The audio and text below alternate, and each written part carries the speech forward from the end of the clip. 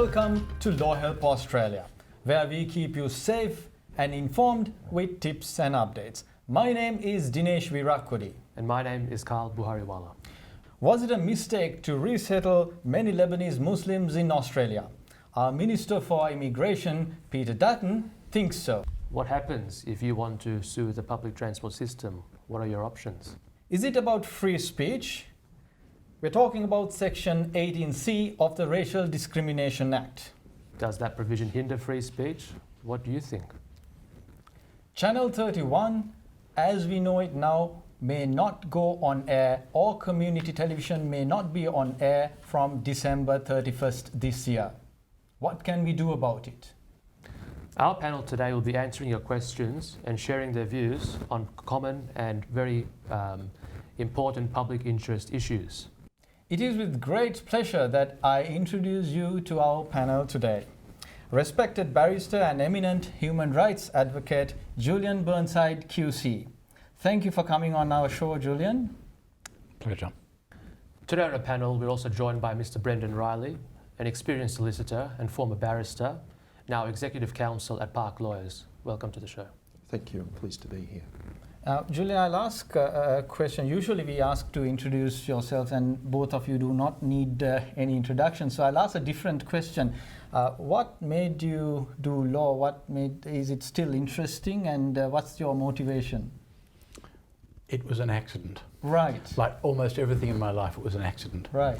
I did law at Monash because I didn't know what to do, and a person I knew was doing law at Monash, and I thought it would be nice to know someone at university.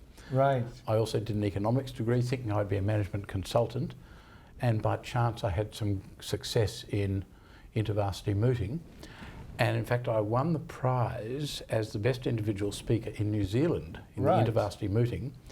At the prize giving, the Chief Justice of New Zealand, who presided over the final moot, asked me what I was going to do, and I said, I think I'll be a management consultant. He said, you should go to the bar. Right. That was my career planning.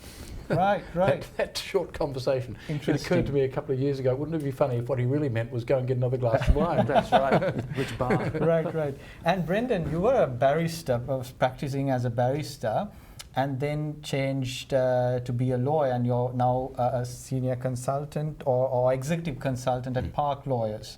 What made you change from being a barrister to solicitor?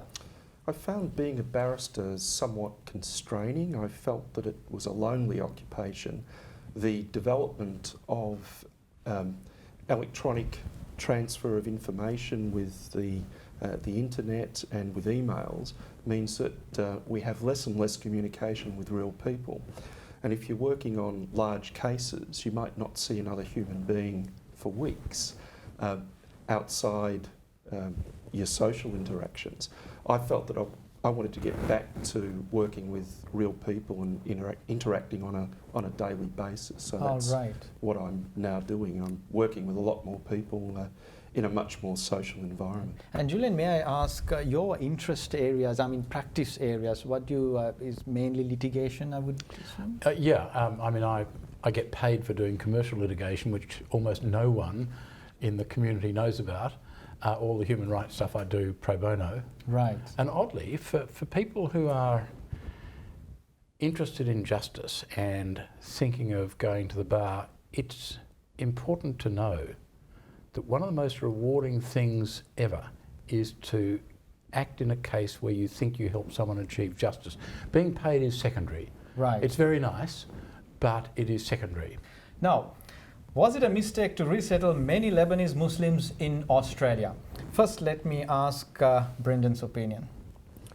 No, in short. I'd say two things about it. The first is that in any subpopulation of people within our community, you'll find good people and a small number of bad people. It's just human nature. I don't think the Lebanese Muslim community is any different to any other subpopulation of our community in that regard. The other thing is that I think that the antisocial nature of what some of these people are said to have been doing is a very public focus, and it shines a light where there might not otherwise have been a light shone on the criminal activities of these people. I agree with everything Brendan said, but I would also point out that Dutton identified these people as second and third generation Lebanese-Muslim backgrounds, and I can't remember who it was, might have been Tanya Plibersek, who said actually they're Australians, and I think that is a really key point. And someone might be fifth, sixth generation Australians. Now, the other thing is he didn't identify how many of the 22 had actually been convicted of any terrorist-related offences, because a lot of terrorist-related charges have ended in acquittals. The third thing to say is that the number of people in Australia who trace their descent to the Lebanese Muslims who migrated here in the Fraser years is probably in the order of 50,000. That means fewer than 1/10 of 1% of them have ended up being in some sort of trouble.